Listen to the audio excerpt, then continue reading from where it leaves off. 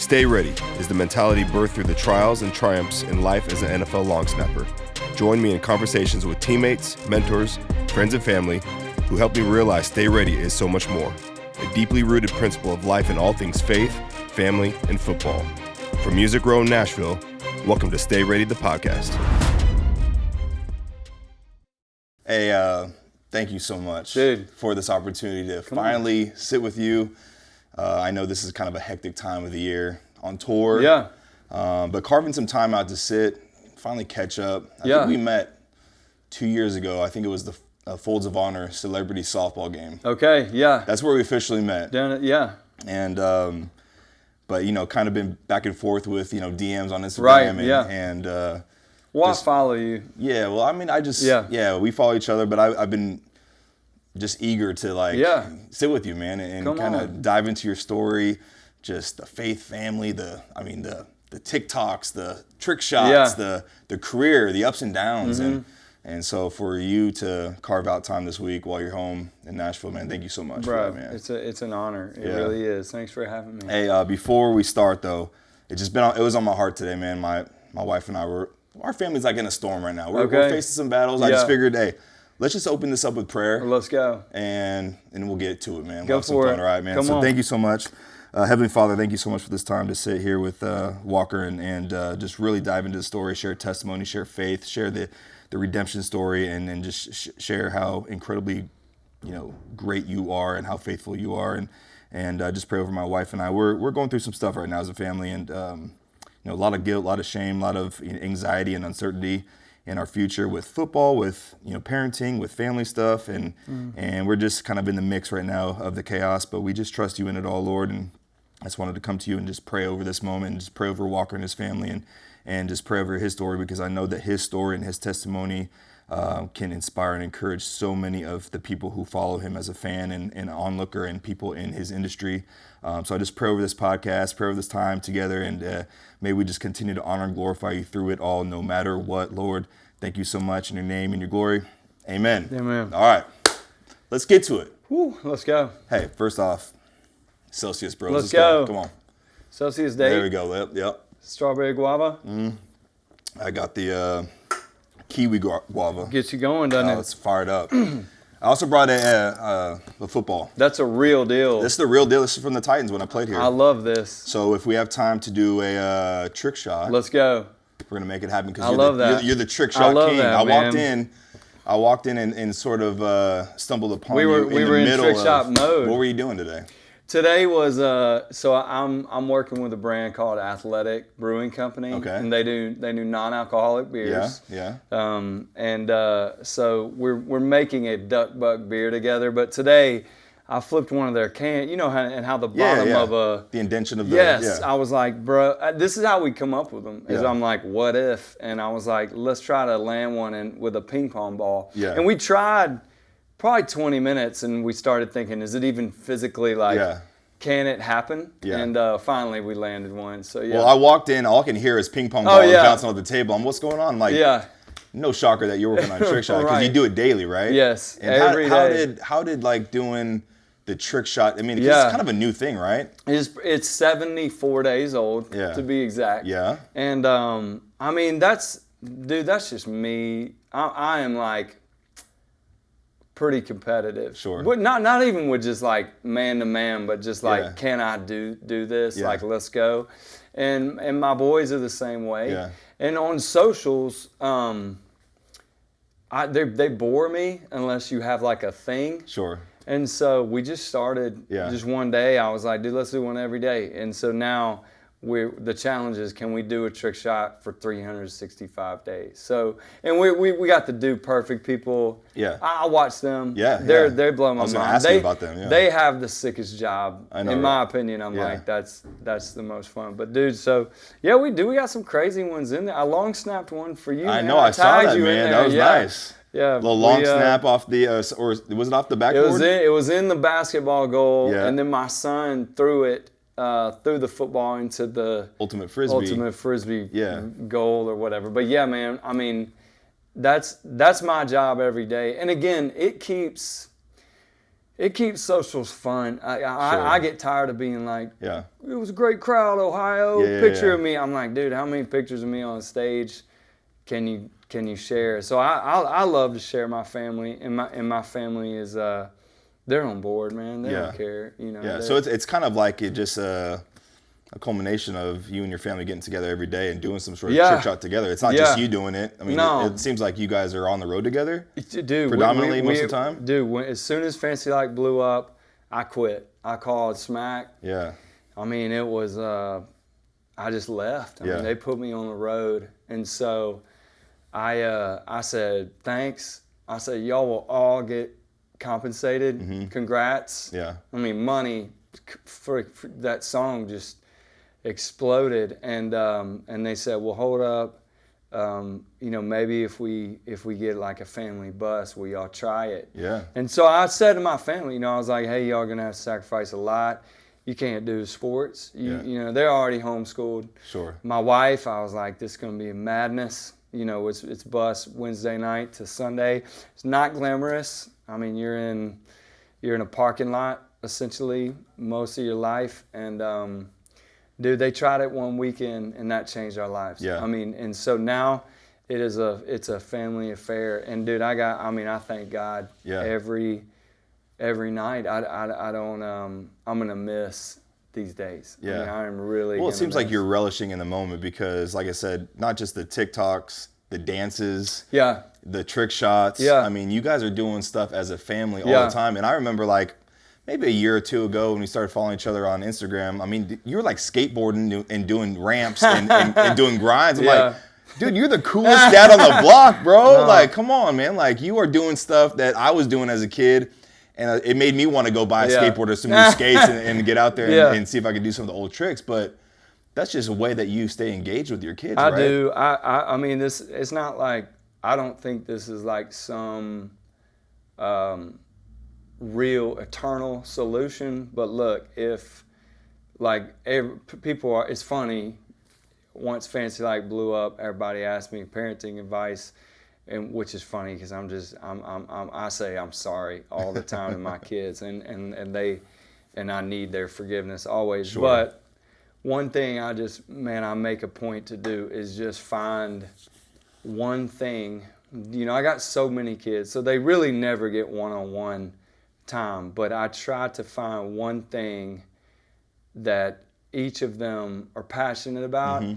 And like skateboards, man, I go. Yeah. Like I'm dinged up, I fall, I break arms. I'm like, but I'm there. And it might not be my thing. Like I don't love waking up in the cold and going to a concrete park, but like if they're asking me to go with them, the answer is yes. Sure. You know, like right now, one of my sons just picked up golf, and bro, I gotta admit, it's probably the most boring sport I've ever played, and it's maddening. It's very tedious, dude. Completely. Yeah. And so, but you know what? I just look at it like, if I can hang out, you know, with my 13-year-old son for a couple hours, I'll buy the glove, I'll buy the shirt, I'll pay for the balls, I'll waste the money, I'll lose the ball. I mean, I'll just do it just for an activity, you know, to dive in. Because I think that kind of reminds my kids, you know, that I was a kid once too, and you know, and it keeps me young, but it just keeps me with them. Yeah. Otherwise, I feel like I'd just be a dad saying, "Hey, you want to talk? You want to grab coffee?" Yeah, sure. And your kids like, "I don't want to grab coffee." Yeah. You know, they want to be playing. Yeah. So each of my kids. That's honestly that's why Leela and I TikToked. Yeah. Was just. She knew about TikTok, and I was like, I love to dance. I'll dance with you. Yeah. So, you know, we did that every day. I mean, with TikTok, I mean, now like as we talk about, you know, parenting. I mean, you're well versed in parenting, right? You have 6 children. Yeah. And you're age. What are the age ranges there? So 17 to 7. Okay, so the spectrum's wide. It's crazy. Yeah, and we talk about social media, we talk about smartphones, TikToks, and a lot of parents are like against all that kind of stuff, right?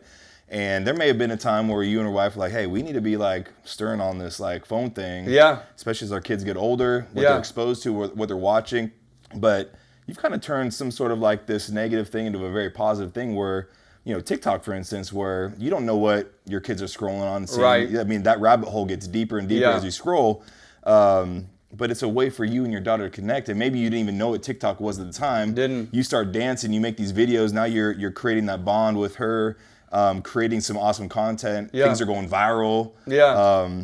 But it's that intentional time that you get to spend with her. It is. And Yeah. so that application on the phone that everyone talks about all the time is being used in a positive way. It was. In your family. It was, and it wasn't, I mean, dude, that wasn't on purpose. I mean, Yeah. my team said, hey, you need to do this new social media platform. And Yeah. I was like, for real? Yeah. I just figured out Instagram, Yeah, you know? yeah. But, you know, I had you know, I just want to honor my team. I don't always, like, every time they call and suggest something, I don't always want to do it, but I try to go, hey, you know, you trust these people, like, for guidance. You write the songs, you sing them. So, you know, when they said TikTok, I was like, all right, you know. So, but, you know, really the dance, I mean, dude, that not to be like too sappy or whatever, but look, life is life.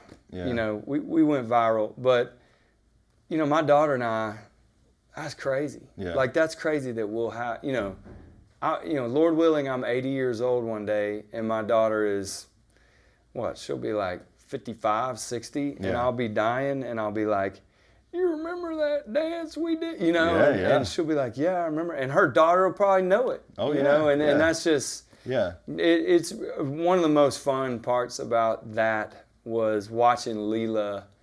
I guess she's 17, so she was like 15 then. Just watching her watch the world see her do something we did on a Sunday afternoon, you know, and just be like, wow, it took us 30 minutes to just have some fun, and it just somehow translated to the earth. Changed your life forever. Yeah, it changed our and lives. And your relationship with her. Yeah, it completely did. Yeah. And so we got to navigate those waters together, and it wasn't always like chummy, you know. Yeah. And but now my daughter dances. She dances in the show with me. Yeah. If she wants a future in that, it's for her to take. Yeah. You know. Yeah. We're getting to that. She's 17, so we're getting that. It's a tough area to navigate. She doesn't know what she wants to do, and but again, our bond was only strengthened by TikTok, which again, you know, a lot of people sit around and bash it or talk about, you know, whatever, and you're exactly right. The God used something for good. Yeah. And I mean, he really did. It not only the TikTok, but like, again, our family, you know, our family is not, I try to post, I cringe when people are like, dude, I want a family like you, or like, I want to be adopted. And I'm like, man, you don't know, you know, because we blow up. We blow up hard. Yeah. And my daughter and I mean, man, we're alike. Yeah. Like we can butt some heads, and my wife, I mean, we've always been volatile. I mean, we met in high school, so we can let it rip, you know, and so it's not always just perfect. As a matter of fact, most of the time, it's not. Sure. But yeah, man, God's just done some wonderful things, you know, with my family, and yeah, dude, I wouldn't be here without TikTok though. Isn't that wild Yes. to think? Yeah. Yeah. Yeah. Yeah, there wouldn't be not a lot of labels in this town looking for what I do. Yeah. You know what I mean? Yeah. It's just my stuff is quirky, it's unique, and it's just different. It's kind of its own thing, which is risky.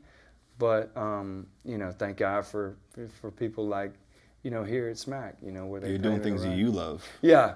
I've been able to really do exactly what I want. And so... well, I think that's the perfect segue. Let's go back. Yeah, let's do it. You're talking about, like, if it wasn't for TikTok, you know, people wouldn't take you seriously because of the viralness of Fancy Life and the dance and just the kind of the phenomenon that you created on that app with your daughter. Right. People took you more seriously then because now you're getting the engagement, you're getting the followers, the likes, and people are sharing it all over every platform. Everywhere. Yeah. Not to mention you're on commercials then. Yeah. You know, like, I mean, it just goes crazy. Yeah. You know, but let's go back to the darker days when things were like bleak and you didn't know where this thing was heading. And you mentioned you and your wife met in high school, and let's kind of pick it up there where, where did music come into your life as far as like, this is something I want to pursue, man? Well, growing up, I mean, just to fit in, I was an athlete and I loved it, but I mean, I just wanted to be like, I had 4 older brothers and I just wanted to be better than them. I wanted to be bigger than them. I wanted to beat them up. Where are you at on the totem pole? I'm last of 9. Okay. So it's a lot, and it's a blended, crazy thing. Yeah. But I'm the last of 9, and the youngest brother to me was always like, coach type of person, and we're pretty spread out. But look, growing up, I was not like, I just want to fit in. I just was like, dude, how do you be cool? And in Alabama, it was be athletic. Be a stud on some team. And I think it's for a lot of guys. That's like one of the most attainable. How do I find worth? Identity is right. Really, your really identity. like That's is found in sports for a lot of people. Exactly. And so found that. But I had this chorus teacher who kind of dragged me off a couple fields and just put me in plays and things like that. And he was very kind. He's awesome. And so I dabbled in that a little bit in high school. When I graduated from college, my dad heard me just strumming in the living room one night. I can picture it. And he said, "Hey, you need to do that at this bar off Dauphin Island Parkway." And Laney and I were dating at the time. Yeah. And I was like, I had just got my real estate license. Okay. As a matter of fact. There you go. So I was kind of dabbling in that. And I was kind of mad. My dad was he always pushed me in some uncomfortable situations. And I was like, no, I'm not gonna like play and sing by myself, in this bar. And I reluctantly just did the gig. And that night I changed my mind. I mean, that changed, I don't know, comparably to maybe you having a moment like that. Yeah. Athletic-wise, where you were like, at all cost, I will do this. Yeah. But that was the night. I mean, Laney and I were actually engaged. I had already told her parents that I was going to stay in Mobile and sell real estate. Yeah. And I had all these magnificent answers to the questions. And so I had to have dinner with them and say, hey, I played a gig last Friday and I want to move to Nashville and be a singer or write songs. And I remember Laney's dad said, do you sing in front of people? And I was like, not yet, but I was like, I will, when we get there. And so it wasn't like this happy send off. Sure. Like, here goes the small town. I mean, it was really on a whim, and it was solely based on just that love for that moment, just singing in front of people and songs and stuff. And so, but prior to that, you had, so you say your dad heard you strumming. I mean, did you have some history with playing the guitar and singing? And I mean, like I said, I sang in some choirs, and in church is where I really learned, music. But again, never like, and I totally skipped this part, but in college, I started as a biology major. Okay. And finished as a piano major. So I mean, I loved music, just never considered it your passion. like I'm gonna go pay the bills with that, and still, even with a piano major, I wasn't like, I want to do this in front of people for a living. I just loved music. But I mean, Laney and I came here right after our honeymoon. Didn't make sense at all. Unfortunately, her parents weren't too excited about it. My mom was kind of like, what you doing? My dad was thrilled. I mean, he was like, boom, you should be doing that. He was always... He saw something in you. Yeah, he was always a fan. He was actually a music minister before I was born. Okay. So I never really saw him. So he's got a background. He's got in the it. bug. Yeah. So if anybody passed me music, it was him. Okay. And so yeah, man, we moved here right after our honeymoon. We drove a U-Haul here and just got going. And what was Lainey's thought on this? I mean, was she reluctant? Was she hesitant? Or was she like your number one fan? No, Lainey's super smart, which doesn't make sense that she was ready to go. I think, Lainey and I had been together since we were 16. We had done the whole, been around our folks, trying to manage our relationship, been around our old friends. Yeah. Trying to manage this relationship that, again, was very volatile. We were on and off again, again. And I'm not sure we had, like, the town's trust that it would work, or even our parents, you know what I mean? And so I think Lainey didn't care what my dream was. She wanted to just us to be together. Yeah. And I think the thought of, like, getting away from those exterior influences was probably good for us. Yeah. Like, let's go fight by ourselves, where you can't go to your brother's house and I can't go home and talk to my sister, And so we did, that's what we did. I mean, I remember the first year, man, I got a job in Franklin as a booking agent for Premier Speakers Bureau. Have no idea really how I landed that, but that was a great gig, good money, miserable work, but good money.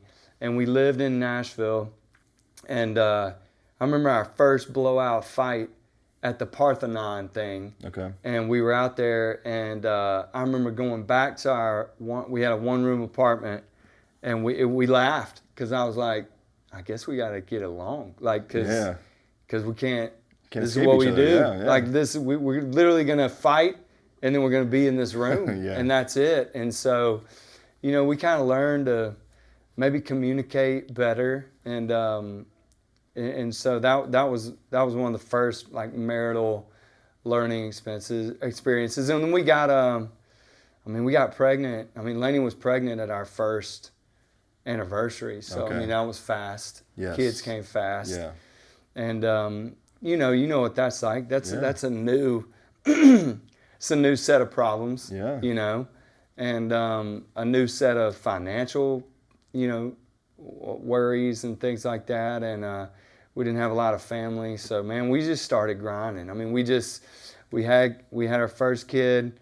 I got fired from my first job, but praise God, I remember getting my first publishing deal to write songs 3 months after I lost my job. Okay. So I got fired basically a year on the spot from being a booking agent, and then picked up by a publishing company 3 months after that, which was such a blessing. Yeah.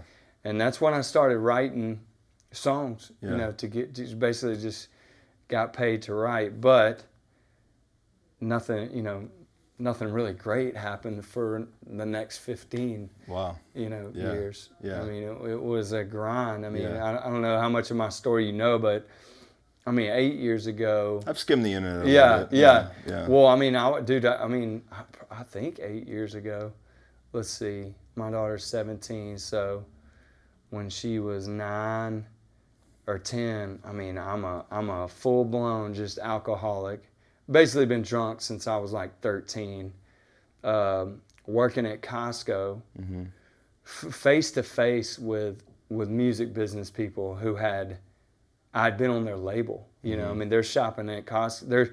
They're trying to find not moldy strawberries, and I'm like stocking them, and we're like, oh, it's you, yeah, it's me. We're doing that awkward stuff, and I mean, I'm still playing some gigs, but I've been, by then, God, by 8 years ago, I had been dropped by 3 labels, and I was on my 3rd publishing deal.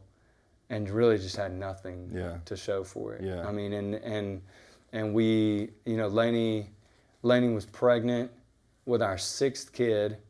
So I was working at Costco trying to get those hours up to the insurance level. And then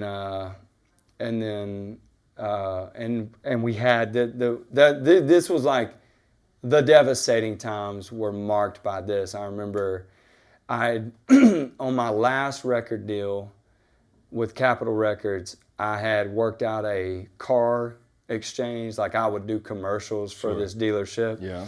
And when we lost my deal at Capitol, I kept it a secret that I got dropped because I knew they were taking that van away. Yeah. And I remember they found out and they took the van away. Just and repo. So, I mean, they brought the truck down, loaded it up. And so, we're in a Honda Accord, 6 kids. I mean, I got no money. That car is dying. Yeah, I mean, it got pretty embarrassing. Yeah. I mean, embarrassing. Yeah. Just really, Yeah. I mean, it got bad, and it got to those times where, like, you're looking at your dream and you're going, hey, dream, you're not just dragging me through some stuff. We're dragging my wife. Yeah. She deserves a clean house, and just safety, and here I am, I can't buy this, food for these kids, and stuff. And Lainey was homeschooling everybody, because it wouldn't have made any sense for me to ever, I could have never paid any child care ever. Yeah. So, yeah, man, I mean, we went through some really tough times, and then, we would go home to Mobile occasionally, and, I got to a point where I quit telling people how things were going, because even if I did have like a promising iron in the fire, it rarely ever came to fruition. Yeah. And those are the worst, where you're like, yeah. dude, I got this person looking at me, and then the next time you see people, you're like, yeah, that fell through, you know. And so that, it really got to where we were pretty isolated in our mess. It never paid off to like share, what was really going on. And then, dude, that's when you talk about faith. That is when I met this guy named Craig at a church. I mean, I was not a believer at the time, and Lainey got invited to this church called Redeeming Grace, and I met the first guy that shook my hand was Craig Cooper, and just the homeboy changed my life. I mean, I talked to him this morning. We are brothers in every sense of the word. But he, it's actually cool how I didn't do this on purpose, but at that moment again we were isolated. Most people were drawn away from it. You would see us and be like, man, I got no reason to schmooze with that guy. Yeah. He's not famous. He's not gonna be. Yeah. And Craig was actually just drawn nearer. It's like the more mess he saw, the closer he and his family wanted to get to us. But man, I walked in that church wasted on a Saturday night, and from then on, I couldn't push that dude away. Yeah. I mean, that dude would not leave me alone. I mean, in a sometimes aggravating way, but now I look back and I'm so glad homeboy didn't give up on me. But I mean, him and his wife, they joined us in the mess, and I thank God in His providence, I didn't know what He was preparing me for, but ultimately, but all dreams of music aside, if I were to look back, like if life ended now and I would look back and be like, man, that's providence, that's God's providence, is we lost our 7th child, and she was a stillborn, and she would be 5, but Lainey and I had no one to walk through that. At that point in our life, we had either pushed everyone away or they had vanished, and we were cool. We were happy. We looked just like we did now. Except our kids were younger, and we were poor. But when we lost Oakley, in God's grace, we had Craig and Laura to lean on. I mean, Craig held Oakley. Craig held the child we lost, and I mean, dude, I mean, just me saying that, it's like, wow. I mean, I wouldn't let anybody hold that kid. Yeah. I'm telling you, you would have to mean a lot to me for me to put my dead daughter in your arms. You know what I'm saying? Yeah. And so, yeah, just looking back, I really do. I mean, I think the Lord just gave us a massive hug by putting Craig and Laura in our lives, you know, at that time. And again, even when we lost Oakley, I didn't believe what Craig believed. Mm-hmm. But dude would not leave. I mean, he was there. Yeah. You know, through a time where most people would have been like, dude, that family's a wreck. I don't know how I can help them. I don't know what to say. You know, I know I'm jumping all over the place. No, this is.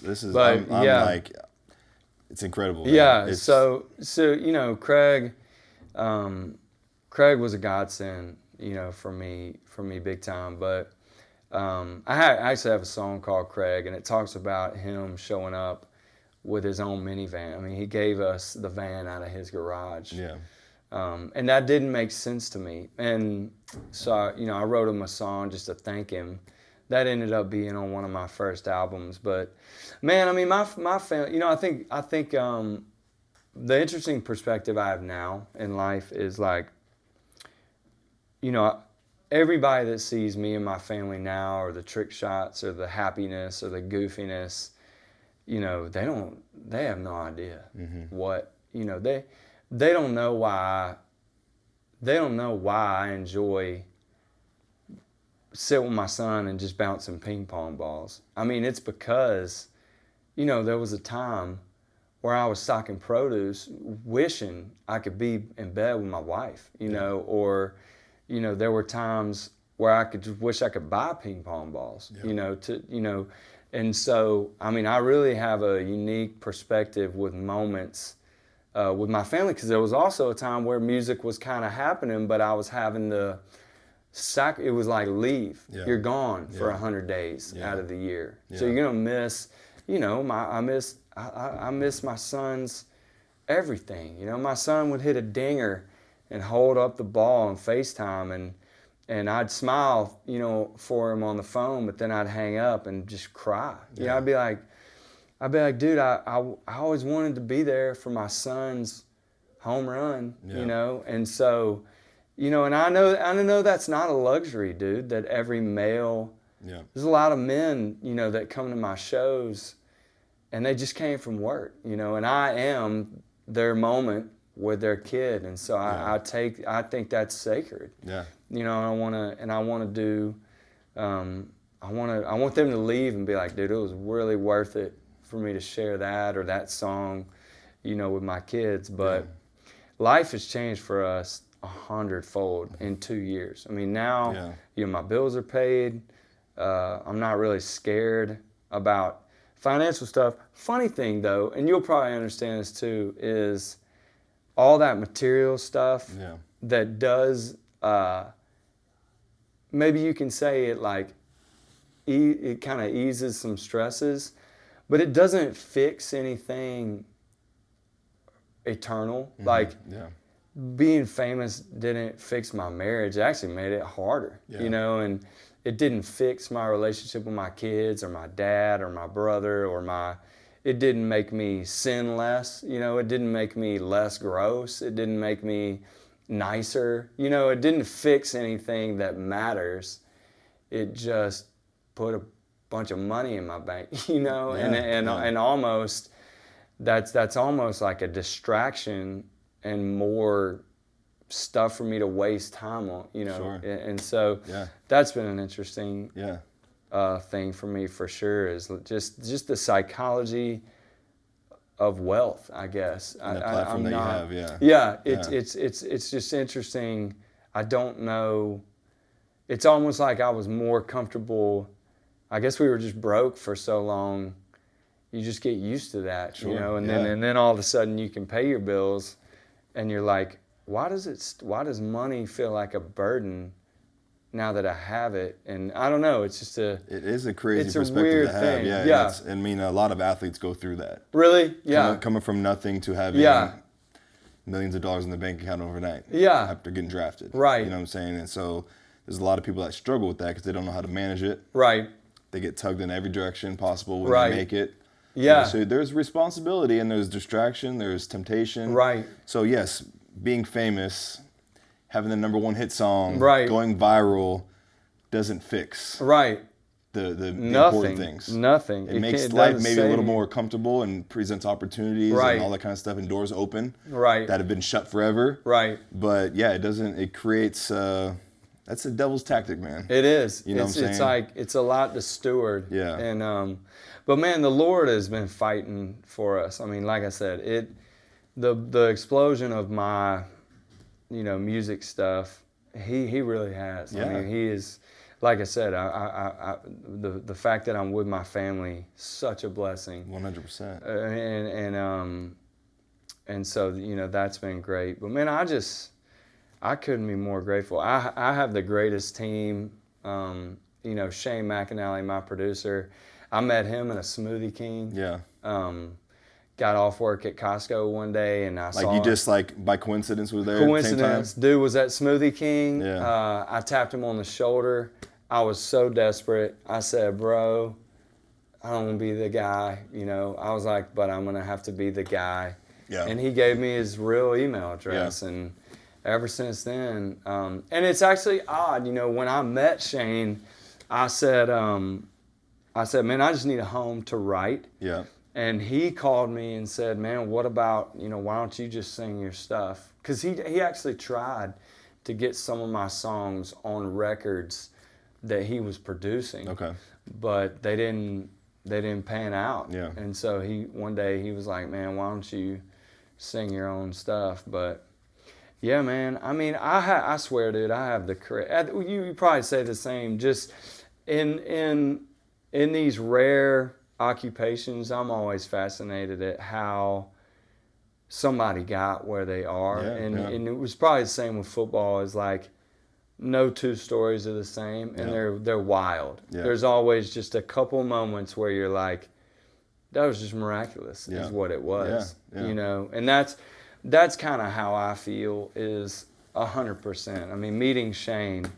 I mean, dude, Shane paid. We were still broke when we lost Oakley. Shane paid for her grave.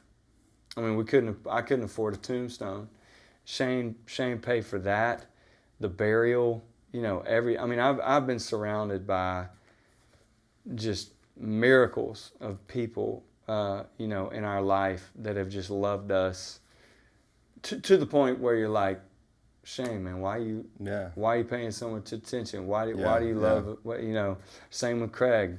I mean, I remember leaving his house many times and looking at Lainey saying, why they love us so much, but man, Lainey's a rock star. I mean, she is not, like you saying, what was her attitude?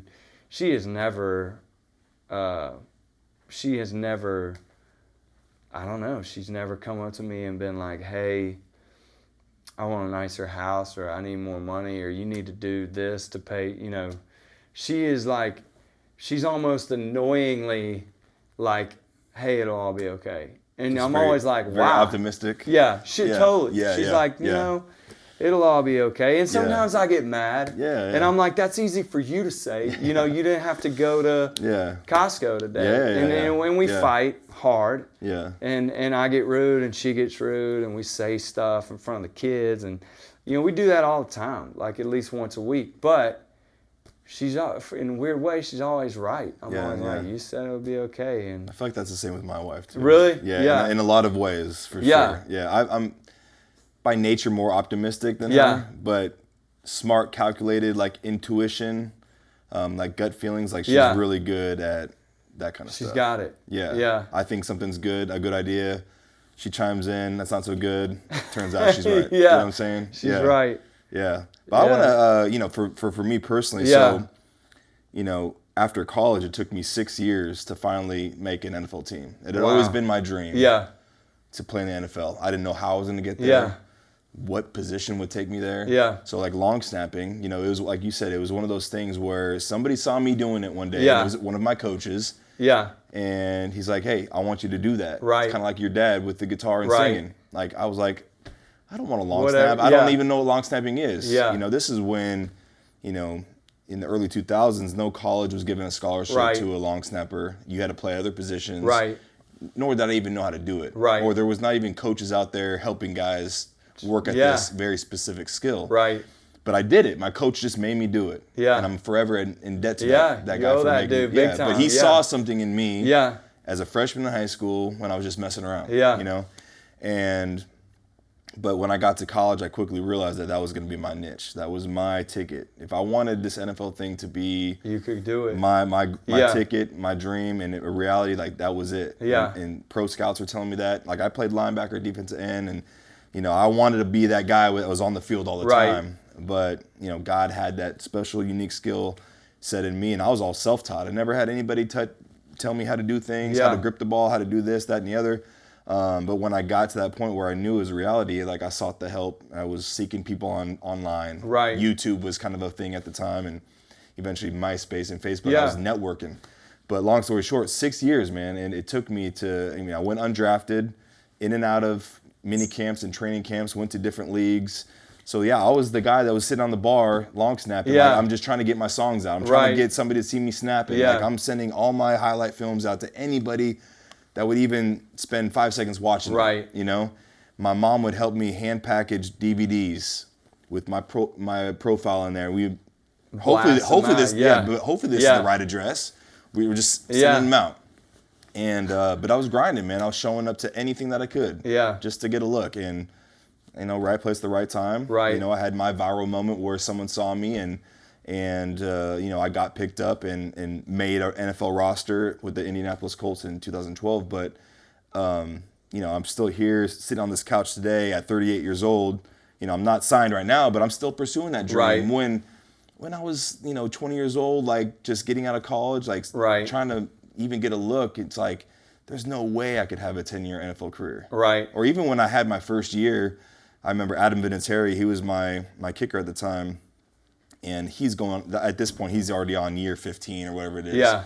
And I remember us having a conversation on the sideline, and he was like, what's your goal, what's your dream? I said, man, dude, 10 years in the league is a big deal. Like Right. every guy that enters the league, like that 10-year mark is like Big time. That's a pinnacle, man. Yeah. That's a tough, because the average is like 2 to 3 years. Right. And at the time, as a rookie, I'm like, dude, 10 years feels like an eternity Yeah. away.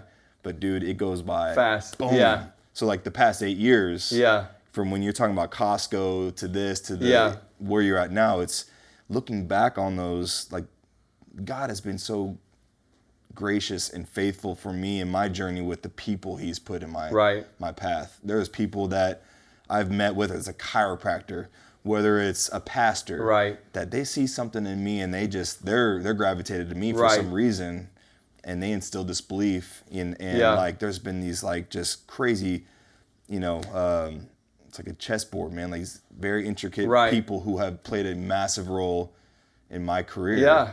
And it was just that belief, or maybe they connected me to somebody else. Right. And with you, it's like, it seems like Dude, a lot of parallels, man. It is. And I want to go back to your Costco moments, because I have the Home Depot moments. Oh yeah. Did you work at Home Depot? I'm working at Home Depot. I got Yeah. the orange apron on. I'm wearing my name Yeah. tag. I got the badges. But Yeah. I was a lot attendant. Yeah. So I'm the dude that's like, I'm getting all the carts. Yeah. And those things are heavy, bro. Yeah. Have you been That's to Home probably Depot? why Push- you're a beast, dude. Oh I yeah. mean, it was like No, training. those- I was actually training in Dude, the parking lot. Costco's You know what are I'm saying? too, man. Like Dude, I was stacking pushing. them up. Yeah, Dude, you so do I two- remember, two but rows at a time. yeah, but I was the guy that was running around. Hey, I need a lot of tenant in garden. Hey, I need a lot of tenant in lumber. Hey, I need a lot of tenant help this person out. Yeah. So I'm doing that all while making a little money. This is in college. I also did construction. I did odd end Yeah. jobs just to make enough money to go to these camps Yeah. to get in front of scouts. But there was those moments where the store's closed and I'm stocking things, or I'm pushing the carts to put them in the store at night, and I'm by myself in that empty Yeah. lot, and I see the general manager drive off in his Yeah. nice Suburban. He goes Oh, home, yeah. and I'm pushing the carts. This is his store, but I'm pushing all his Yeah. carts back in. But I'm also dreaming of Yeah. football at the same time. Yeah. But you're at that fork in the road. It's like, well, people are telling you can't do this. Nothing's panned out. Nothing's worked Right. out. I could go that way. Right. But something in my heart, there was something always burning, bro. Like Right. that was like, no, just keep. Right. So for you in like the Costco moments Yeah. where you're you're sitting in humility is what it Yeah. is. Where it's like, dream, Yeah. why are you dragging me? Why are you dragging bro. my wife? Why are you dragging my kids? You know, Yeah. like, was there ever that moment where you're like, hey, I just need to step away from music. I need to take a pause. I need to, you know, transition into a different career? Or Yeah. was there just something that always like pulling? This episode is sponsored by the Stay Ready brand, because why not? I'm going to sponsor myself until somebody else does. To get your hands on some sweet hats, t-shirts, and all Stay Ready related merch, visit mattovertonbrand.com. Now back to the episode. Shoot, I mean, I don't know. As you ask me that question, I always think of just the thousands of people who have your same dream or mine. Yeah. And I want to help those people. Yeah. But I also know, like, there's just only so many slots. And man, as much as I wish I could get up and write this like 7-step to your dream book, Yeah. I just didn't have that much control, you know. Yeah. And it's like you said, I didn't know I was going to be born a mile away from Laney. I didn't know I was going to, you know, I didn't choose to have Mr. Powell as my chorus, my dad as a dad, my brother as a brother. I didn't know Shane was going to be in Smoothie King that day, you know. Yeah. But at those times, you know, you could probably relate with this, but like, well, songwriting's funny because there were many times where I was like,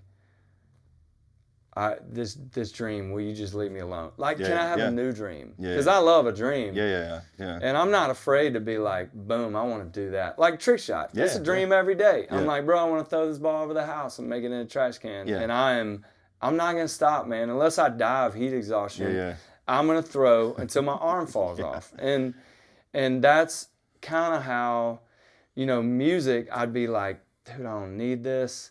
And then I'd find a pen and write a song idea about that feeling. And then I'd feel stupid. You know, I'd look at my hand and be like, oh, I didn't want to do that. Like, I need to quit doing that. But, you know, I, honestly for me, which I'm sure there's some of this you can relate to, is like, I didn't ever like, there's just a love, man, like that I have. And and I didn't choose it. It chose me 100%, and it never mattered. Like, I don't care if I'm homeless or if I'm getting paid $10 million a month. Like, I don't care what I get paid for a show. I just want to wake up and write another song. Like, that is my. And it's like you just want to be on the freaking field, you know. You just. Yeah, but I mean, the reality is, like, how do you provide? You know, it's right? like you can write out the dream and do your passion all you want, but the reality is, hey, man, like, bills would need to be paid. You have a wife, you have kids. Right. So how do you balance like the ambition and the drive and the passion and love with like, hey man, but the reality is, I could be wrong, but I think the world needs more people who put security aside and love what they're doing. I would have to agree. I don't like being the guy at Costco, but I mean, I made a lot of friends there, and it changed me in beautiful ways. And you know, dude, when you've been humbled, when you've looked execs in the face and you've had to say, no, I'm stocking strawberries and it's all right, and this is kind of embarrassing, but I'm gonna be back tomorrow and I'm gonna get my paycheck and I'm gonna go home and write a song. That makes you a better person. It's not the day you get the trophy, you know, for writing the best song award. It's going through that stuff that makes you see the world through many other people's eyes. And that's the majority of people, man. Like I just said, the majority of people, I mean, I got 6 kids. Sorry, kids, not all your dreams are going to come true. Not all of you are going to go pro in whatever you want to do, but you might have the time of your life trying. And you're probably going to get your heart kicked around, but that's going to align you for something in the future. You know, that you will look back and go, dude, I mean, I got cut from my college baseball team. I got cut from my college basketball team. I mean, I was I was off the rails and a terrible kid, you know, and I just was partying all the time. But I always look back at those and I'm like, dude, that was preparing me for Nashville. Because like that's what Nashville would just be like punch in the face, punch in the nuts, punch in the gut, get back up, another one, you know? And so I do look back at a lot of those things that were really hard. You know, every guy's got, you don't got to do it yet, but I talk a lot to guys and men about the last day they played a sport, you know? And dude, that was getting me ready for what real life, you know, if you weren't doing what you love, that's what it felt like, you know? So maybe that's why I didn't ever like just stop writing, is because I will never forget that night. I'll never forget talking to my dad and going, I'm pretty sure sports is done, you know? And I didn't really know who I was, you know? And I think a lot of people feel that. Yeah. I digress. But yeah, man, I mean, again, I'm not the guy who's ever going to get on a podium and be like, just work hard and it won't. Yeah. You know what I'm saying? Yeah. I mean, some magic stuff has to happen. There's no and question. It really doesn't got nothing to do with you. No. Like I mean, me and the writers of Fancy like had no idea what we were doing that day. Had no earthly idea. Yeah. It was laughable. Yeah.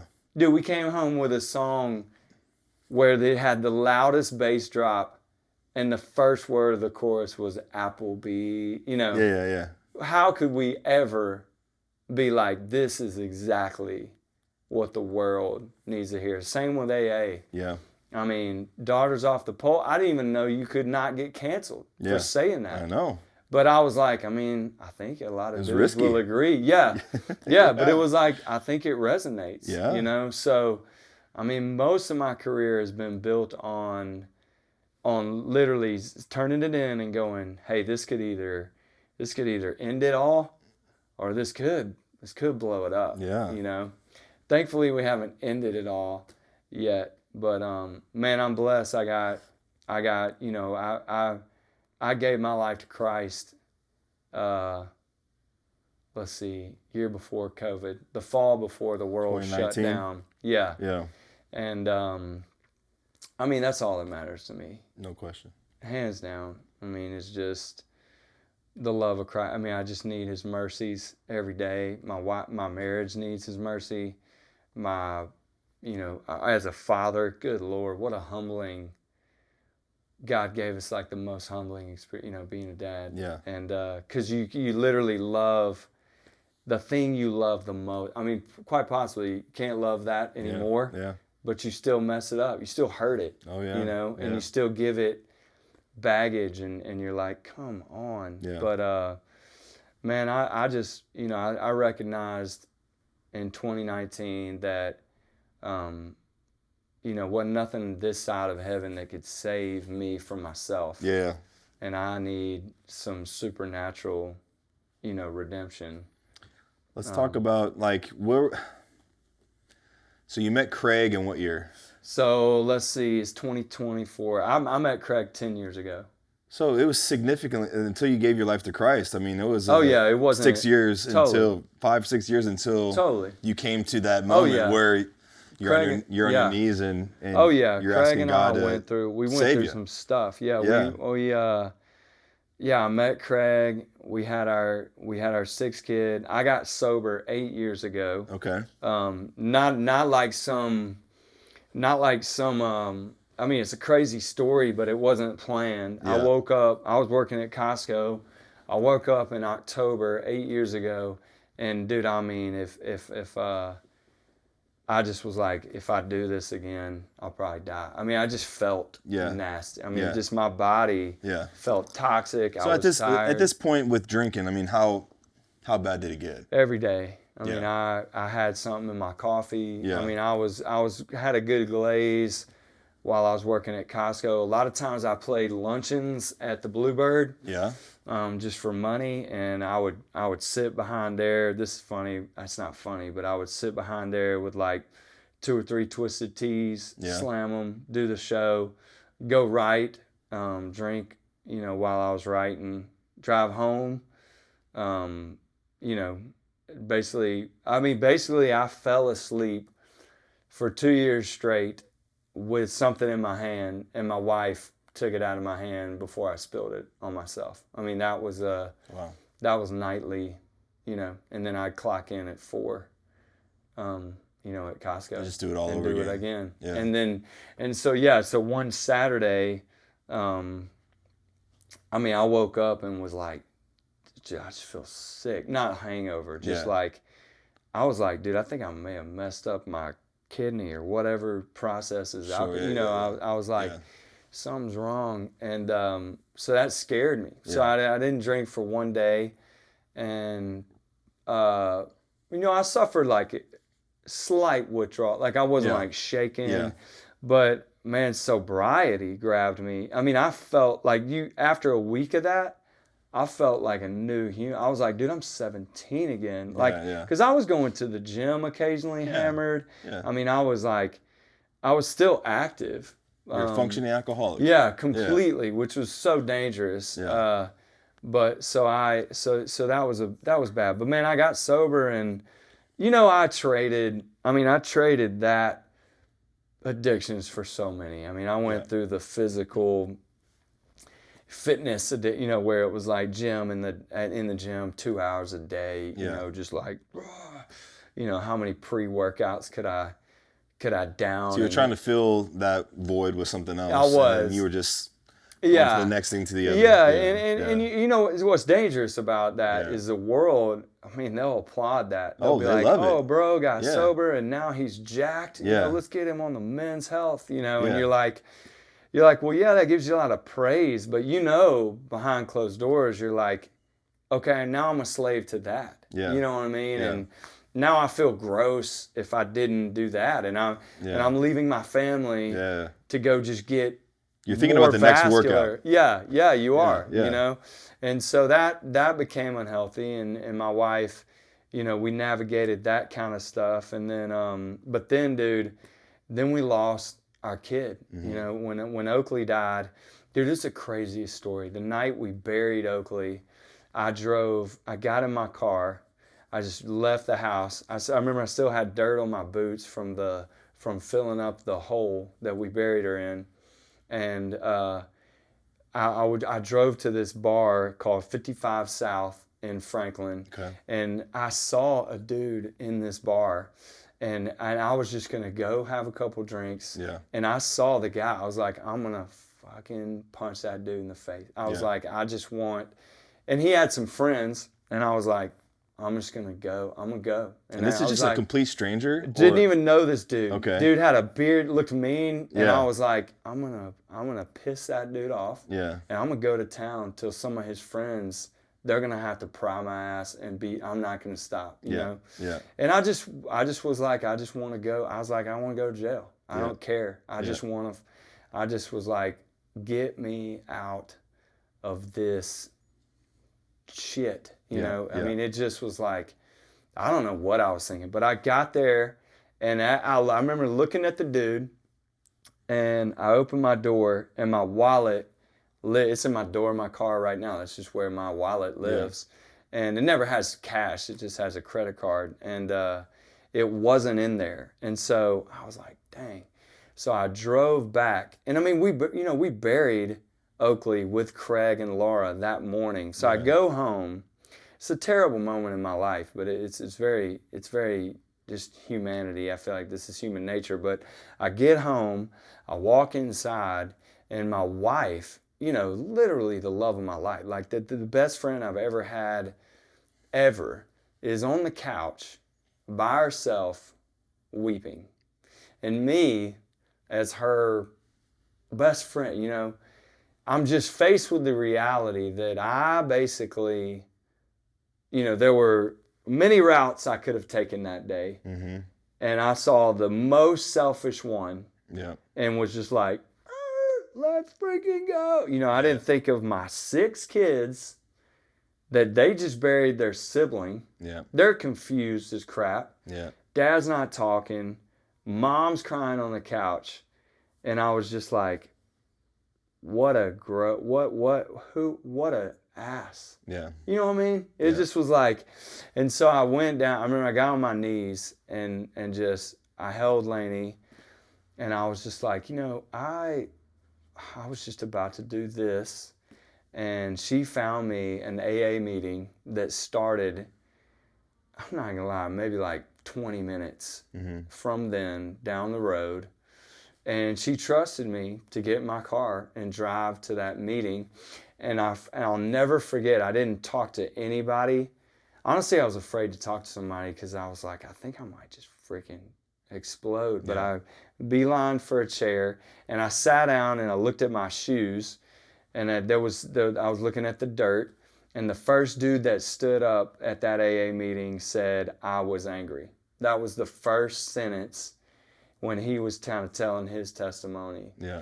And it's like literally right when he said that, I just was like, at ease. Like it just, I'm not the only one. Yeah, it just, dude, and I don't even know that dude. I wish to God, I don't even remember his face. I don't even know if I looked at him.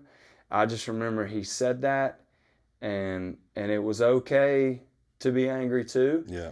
And that made me feel better. And then I went home, and then I remember Craig called me, and I talked to him on the cell phone, and we just cried, and I told him that story. But I made it through. I made it through that sober. But dude, I didn't become a Christian quick. I mean, I think the loss really triggered this, like, what's the purpose? Yeah.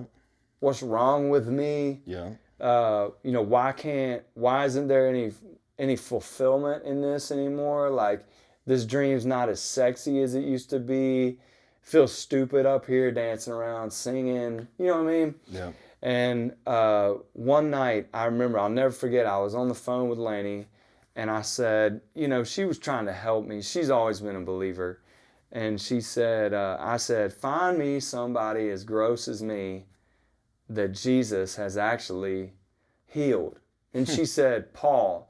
And I said, he don't count. I said, he's in the manual, and I was like, that's 2,000 years ago. And then she found this book by this woman named Rosario Butterfield. And dude, I swear, I think the book was called Secrets of an Unlikely Convert.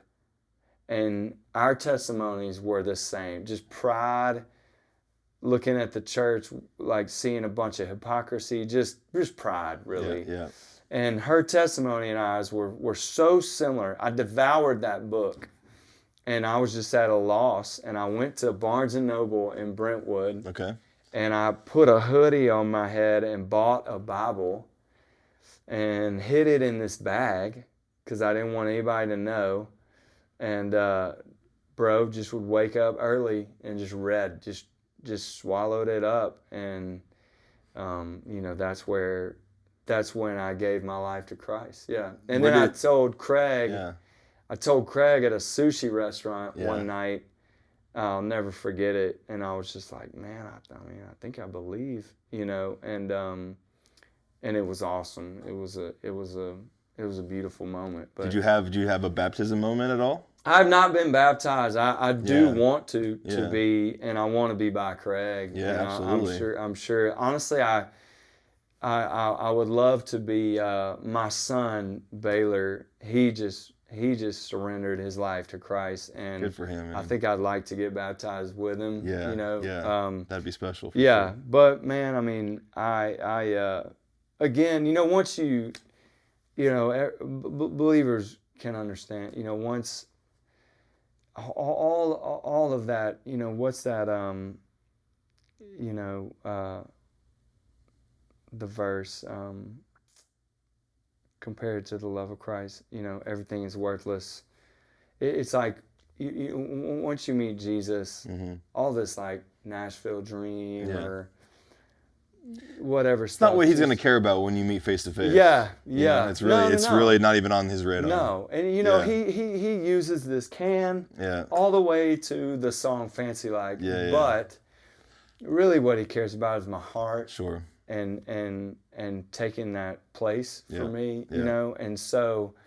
Yeah, it's really taken my focus. It's really put my focus more on relationships. Yeah. And you know what matters while I'm down here breathing and this heart's working, you know, and these lungs work, and less about you know, my gains or my following. I do get wrapped up in that, you know. Unfortunately, I mean, we all do. Yeah, Absolutely, there's no yeah. question. Absolutely, It does, and it always leaves me wanting him more, because it's like, oh yeah, that stuff will not fulfill. No matter how great, no matter how bad, it can't. I'm not afraid of that. You know, I'm released from that, and I got, you know, you guys. It's tough in our industries to fully be, you know, set free from that prison. Sure. Yeah. But yeah, I mean, finding Jesus was, or Jesus finding me, you know, whatever it is, that was He was always there waiting for you. He was, yeah. And that's the thing, you know, my path, I wouldn't trade. Yeah. I don't think anybody would trade their testimony. Yeah. You know, it's I think it's interesting how God, you know, God, it's funny, I had a lot of problems with church. Mm-hmm. So it's kind of funny. It makes me laugh that God grabbed me through a bivocational pastor. Mm-hmm. That's so funny to me. Yeah. You know what I mean? That's like me saying, God, I don't believe in you because of tomatoes, and then a tomato leading me to Christ. You know, it's like he literally took the one thing that I couldn't stand, mm-hmm. might have been injured by a little bit, and used it for good, mm-hmm. you know, and redeemed it. But dude, I'm just so grateful, and now, and that also changes my perspective as a parent. Oh, for sure, yeah. You know, yeah. I think it's funny. A lot of people ask me parenting advice. You wouldn't have asked me that a week before Fancy Like. You know, you'd have been like, "Why would you want advice from that dude?" Yeah. So it's funny to me that people ask me parenting advice, but I mean, I just want my kids. Well, after everything we've been through, I don't care if their dreams come true. I just want them to know Jesus. I want them to know the peace and the rest that you can get from a relationship with Him, and then all that other stuff. It's like whatever. Yeah. You know. So a couple of things that I'm just like, because your testimony is incredible. It really is, and to your point too, everyone's got their own story and testimony. It's for them. Right. And I know a lot of people feel like they have nothing important to share because either they think no one's going to listen or it's not significant. But there really is significance in everyone's story. You know, we all go through storms. Everyone's going through something. Right. Phases of life. You know, where they are in their career, parenting, marriage, all that kind of stuff. But you know, I would love to create this safe space on this podcast for people to open up about it because. It's important to share. Yeah. And it feels good to share. You know, that may be a burden to a lot of people. Like, hey, it wasn't until I shared my testimony where I felt like this weight just left my shoulders, you know? And so a few things that like, I want to touch on Lainey just a little bit. Yeah. Just her faith. You mentioned that she's always been a believer. Yeah. And for her to like just stick by your side. Yeah. Through everything. Yeah. Through alcoholism, through the ups and downs of your career, through parenting, through losing a child.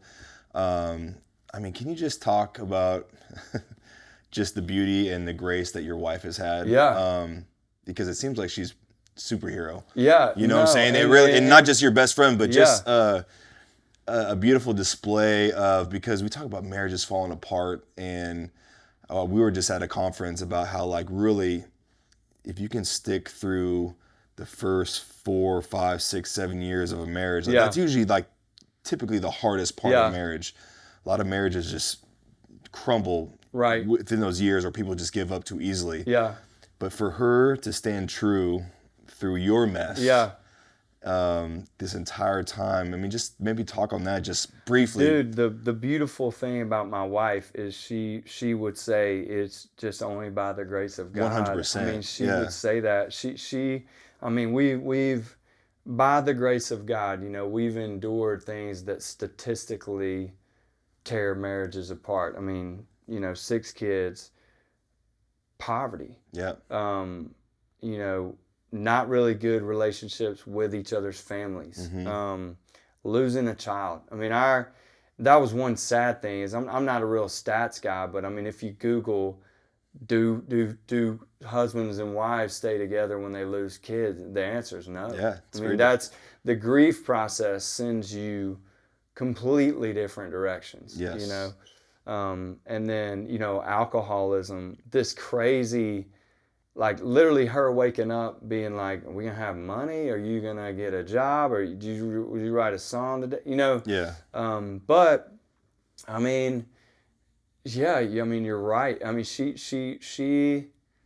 I don't know why she has stayed by me. I'd have left me a long time ago. I get sick of me every day, and by the grace of God, and don't get me wrong when I say this, I get sick of her. You know what I mean? and that's this really great mentor for us. His name's Tony Hazelton. He and his wife Julia have this really special, seasoned love. They're older, and he always used to say, "We never fell out of love at the same time." Yeah. And I'm like, man, I get that. Yeah. Sometimes I'm ready to roll. Yeah. And sometimes Laney's like, I'm out.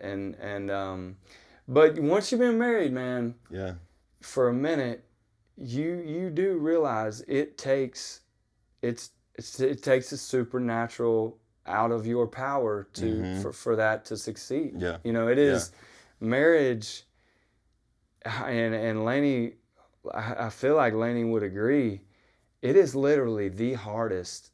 I mean, it's harder than Nashville. Yeah. And I fudging love Laney. Yeah. I mean, I can't, and I think that's what pisses you off, is that you can be so pissed and love somebody at this. You almost don't want to love them because you're so mad. And I mean, you can become infuriated. And dude, y'all both know each other's ninja, like skadoosh. I know. Yeah. Like when I want to friggin' jugular it, I know literally 3 words that I can say to Laney. Yeah. You're like your mom, or just I know what to bring up, and she knows the same for you. And she knows. Yeah. And it's like it's crazy, but it's just endless forgiveness is what Laney had for me. I mean, look, dude, there were times we can laugh about them now. I mean, I remember we were sitting in a Drake's parking lot. The restaurant Drake's. Yeah. And dude, I thought she was gonna take the kids and go to her mom's. Yeah. And that was scary. I was like, bro, we have come to that. I mean, that was like a yeah. And then and vice versa. I've been like, fuck it. Just and we've had public explosions and again we've had to sit our kids down and be like, look, we're going, it's going to be okay, and so, but Laney, I'm telling you, man, I mean, honestly, I don't know. That's one of the greatest miracles of my life. If you were like, what's one of the biggest miracles of your whole story of you, it is astounding to me that I was born 1 mile from this woman that I would meet at 17, and we would demolish, we would hurt each other left and right. And I'm it's funny, my daughter is about to she's getting in the boy thing. Yeah. And it's great. I freaking love it. And you know what's cool is I have no unrealistic expectation. I'm definitely not going to clean my gun and be like, you don't deserve my daughter. My daughter's not that great. Yeah. She's freaking awesome. I love her. Yeah. But she'll put you through the ringer. She's going to hurt your feelings. Yeah. And you're going to break her heart. I have no fantastic thought that y'all's marriage is going to be some fairy tale. Because I love Laney. And there's a lot of stuff we ain't going to post. Yeah. You know what I mean? Yeah. But I'm telling you, man, Laney and I always laugh. I mean, if I can't make it work with her, we're good. I'm probably not going to try again. Yeah. I doubt I could get a date when I'm like, yo, I got 6 kids. You want to see a woman run? Yeah. But I'm telling you, man, Laney is my best. She is my best friend. Yeah. God placed, me here to experience being loved by her. I mean, she is she's that one. Yeah. You know, Yeah. and I hope all my kids can experience that, the bad and the good. But yeah, she's very patient. She's tough. Yeah. Boy, she's tough. I mean, I can, man. I mean, I can come home, and I was throwing the ball with one of my kids the other day, and he goes, "Do you have a bad day?" Because I went into coach mode. Yeah. And I was so glad he said that, because it made me laugh, and I was like, "I did, bro. I'm sorry. It's not you." But I think that's the thing is that marriage and kids, they tend to get the shrapnel from the other stuff, the stuff that you aren't happy. Yeah. And when you're not happy, you don't want anybody in the house to be happy. Yeah. One dude said something, I know I'm deviating, but this was great advice. One guy said one day, like, as a believer, this really changed my life. And I love that he said this. And I don't think he said it too late for me to try to do this or just think about this, is our priority should be at home. Sadly, you and I we're performers. Yeah. So when you walk out of the house, you know how to play. Yep. What up, bro? You know how to work the crowd. What we don't do enough is prioritize the house, and then let the world get our seconds. Our second. Yeah, exactly. And honestly, that, man, when I'm remembering that, it's just one of those quotes that when I'm remembering it, I think that's a good thing. Is like, I think that'll change the world. Yeah. Is if in the home, our home gets our best. Right. And not your, because I think sadly, it's the opposite. Yeah. We're all kind of out there selfishly winning at life, but then we come home and you don't got time for this, or you don't want to hear it. My wife makes a good point sometimes. She's like, she'll hear me like do something on Instagram or like make a post on the story, and she's like, "You're different when you're posting on socials than you are here at home." Yeah. Like, you could be having an awful day at home. You and your wife getting into it, but as soon as you turn that phone on to post something, I know. What up? And again, it's the same thing. Like, to the world, you are giving your heart, your best. You don't want to be vulnerable. Yeah. You don't want to look sloppy and broken. Right. But then at home, as soon as that phone turns off, it's like you get 30% of me. Right. And we talk about this too a lot with, some of my peers and other guys who are, where the profession is a high priority. Right. But we talk about balancing marriage with family time, especially when kids get involved. Yeah. But it's like, as soon as you pull up to the house, like, all right, I just gave 12 hours to a show, to my clients, to my team, my coaches. Can I give more as I walk that 2 hours that I get with my kids before they go to bed and my wife?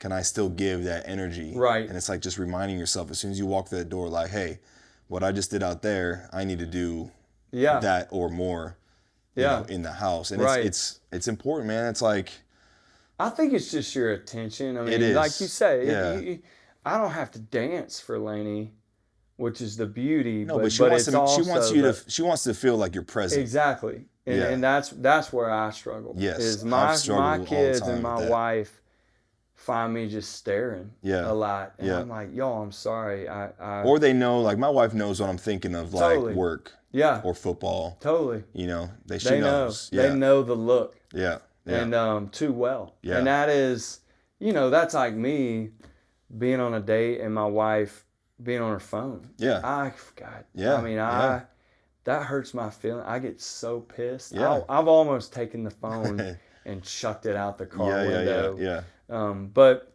I mean, it's the same. I mean, we go through that. So, my wife will be cussing me out, or not cussing. I'm usually the one cussing. Yeah. She's the one telling me to watch my language. But someone will call and she'll go, "Hey." Yeah. I'm like, dude.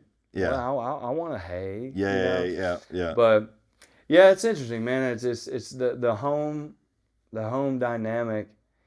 It is stressful, but again, it's like maybe we kind of have our priorities mixed up. Sure, most of the time we do. Right. Yeah. Exactly. As a parent, as a husband, it's like 100%. Wake up, dude. Give your kid the attention they need. Well, especially in our profession where it's like, You know, you mentioned performing. Well, it is right. When I go to practice, I'm being evaluated every day. Right. When you're on stage, you're being evaluated. Always. When you're writing a song, you're being evaluated. Yeah. You know, there's people looking over your shoulder, making sure that you're Up elite to par, at what yeah. you're doing. Yeah. You know, and so we kind of get into that competitive mindset when we leave the house, like, all right, this switch turns on, I need to perform, I need to do good. Right. Sometimes you bring that stress and anxiety home when it doesn't go well. Yeah. Bad game, rough show, songwriting sucked today, had no inspiration. Yeah. You know, nothing can come off of that pen when I'm writing, and like, yeah, then your family's stuck with a grumpy old you. Dude, if I had a bad day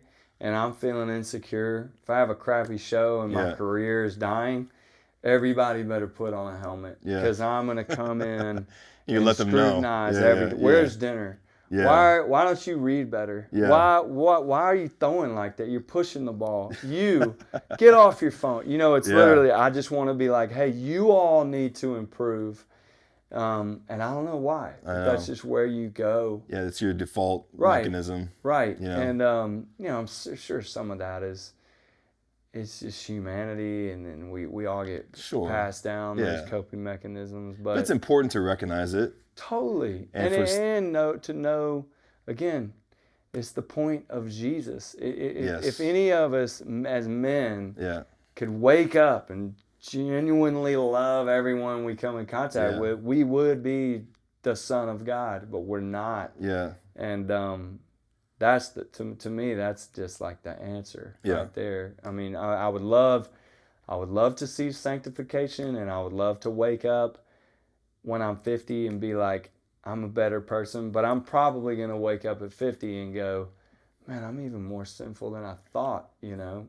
Going back to Paul, like Laney recommended, you know, I think the older he gets, you know, the more he's like, I think he's like, man, I'm the worst of the saints. And then he's like, I'm the worst of the sinners. And then, you know, it just gets, your need for Christ grows. But yeah, man, I mean, mercy is that's endless forgiveness, and just a lot of mercy is what a marriage needs. It doesn't need any motivational talk, you know. It just, you just gotta forgive. And because, you know, I don't know about you, but like Lainey and I have grown to, we used to really over dramatize the bad times. And then we would really over romanticize the good times. And now the older we get, the more we're like, hey, it's good, but it'll probably be bad next week. You know? And then when it's bad, we're like, it'll be good next week. You know what I mean? Which is nice. I've enjoyed that. Not only not over dramatizing the bad, but also just not being like, we're amazing and we got it all figured out. Because the second, it's humility. Totally. Yeah. It's like, no, you don't. Yeah. You're having a moment. Enjoy it. Yeah. Enjoy your date night. You know, talk about your kids. But tomorrow's a new day. Yeah. It's not guaranteed. It is. Yeah. Well, I want to also like, for me, like now that you're at this point in your career where things have escalated quickly. You've got some stardom. You've got some likes and follows. And you have people like now who once had the door shut on your face, now kind of knocking on your door. Hey, like, let's do something. Or we believe in you. You know, when you walk into Costco, I would assume you still walk. Do you still walk into Costco every now and then? I do, But there's a distinct smell for me in Home Depot. Oh, It's like, it doesn't matter what Home Depot you walk into. It's like McDonald's fries. You can smell from a mile away. There's just, it brings me back to those places where I remember, you know, cutting the wood, stocking the shelves, doing the thing, pushing the carts. And you kind of have that moment of like realization, like, and it's humility, it's perspective, it's gratitude.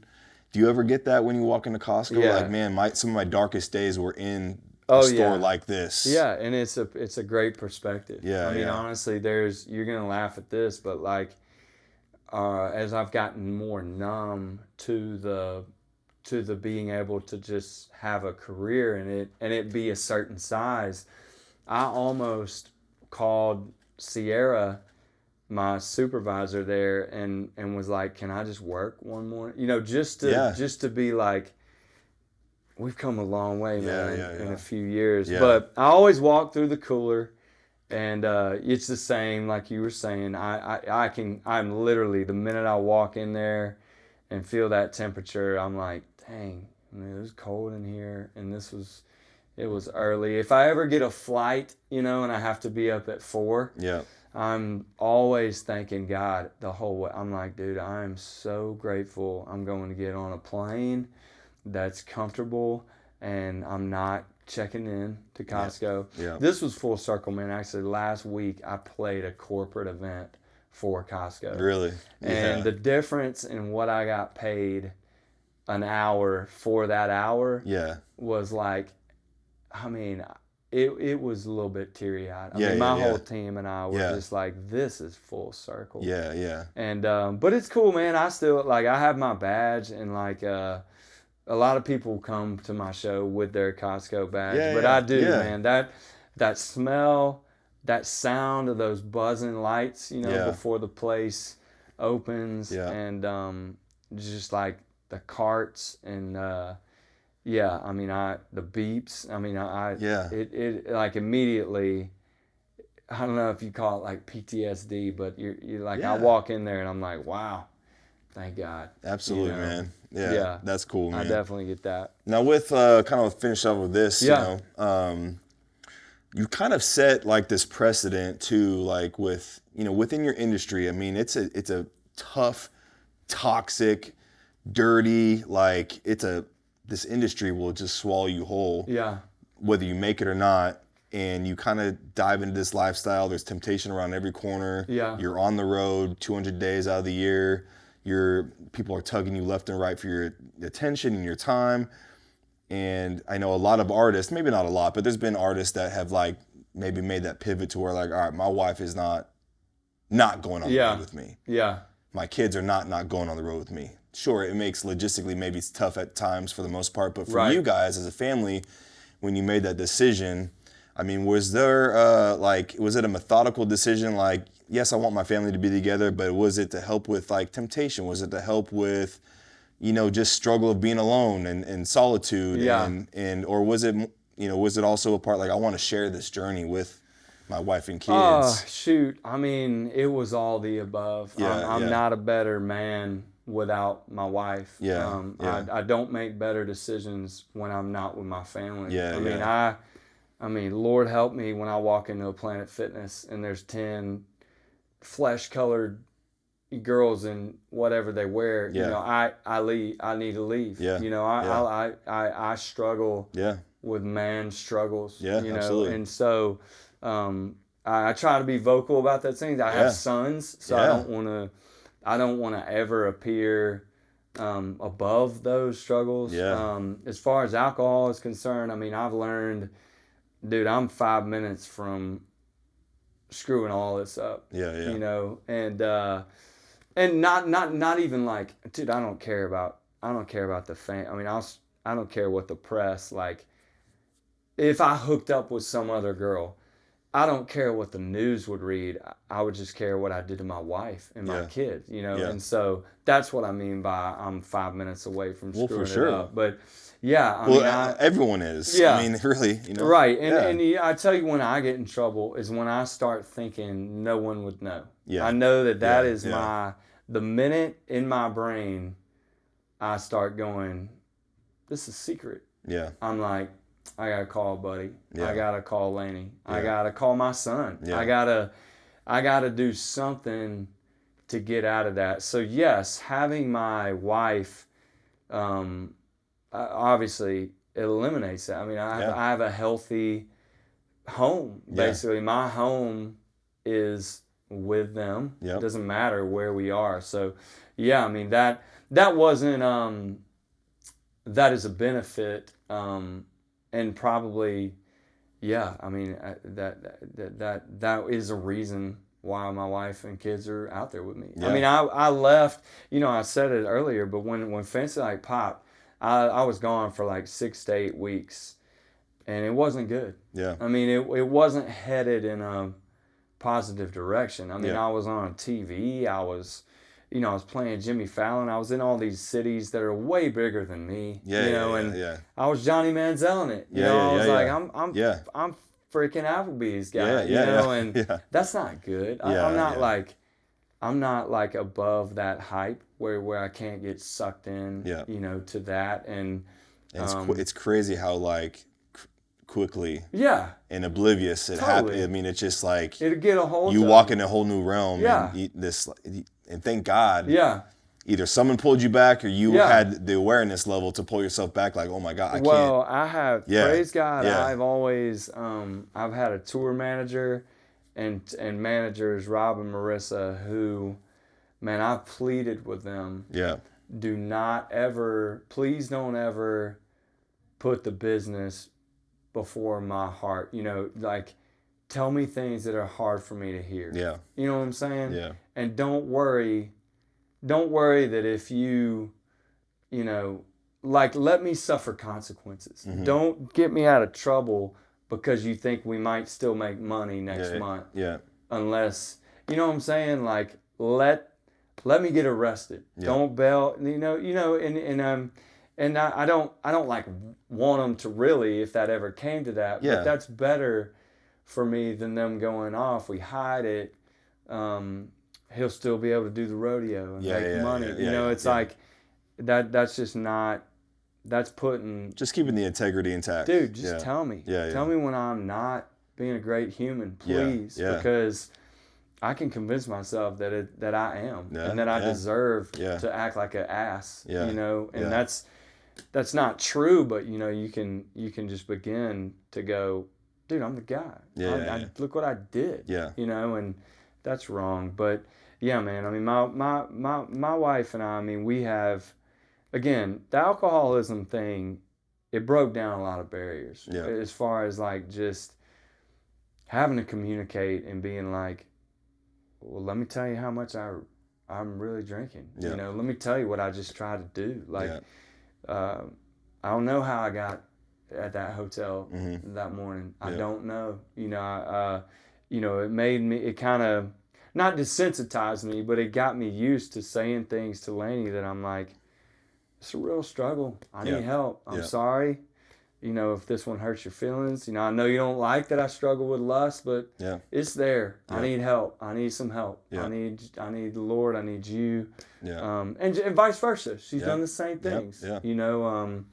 Award shows, and that like physical appearance thing is not easy for Lainey. She that is a, like probably you and me with socials and competing and performing.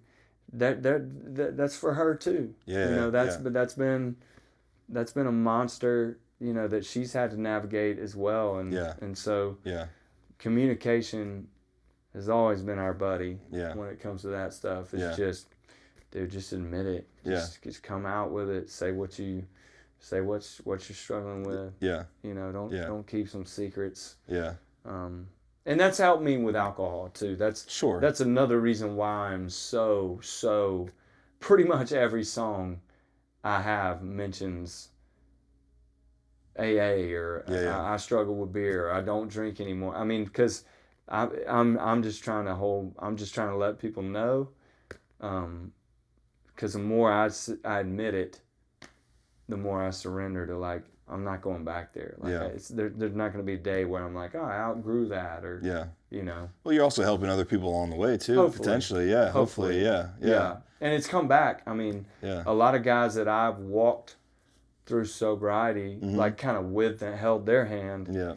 Trust me, I've called them and they've held mine. I mean, COVID. There were a couple nights in COVID where I started thinking, they won't know. And so I thank God, I had some friends who I could call and just say that. Just be like, dude, I'm just thinking, And so that's been helpful. That's great, man. So what's next for Walker Hayes and the fam? Well, I mean, what do you got in the works right now? You're on tour right now, right? We just finished. Just finished it? Yeah, just finished the Duck Buck tour. Best tour I've ever been on. Yeah. Biggest. Yeah. Most biggest crowds or whatever. What's your favorite venue? Shoot, to dude. this point? I mean, it's hard. Usually, it's just the last one I played, which was Detroit, which Okay. was crazy. But we played Red Rocks this year, which Okay. was honestly, dude, to stand. You know, I played Red Rocks with guys that I was playing Puckett's Grocery with Yeah. 10 years ago. Yeah, So yeah. we're all teary-eyed, looking at each other like, what in the world? Yeah. You know, but we played the Houston Rodeo. Okay. My favorite thing though is I'm a huge college football fan. Okay. I watch anybody. I don't care. So and so state versus so and so Tech. Yeah, Like yeah. I just love the sound. Yeah. And we got to play halftime at the Michigan Georgia game 2 years ago Okay. in the playoffs. Yeah.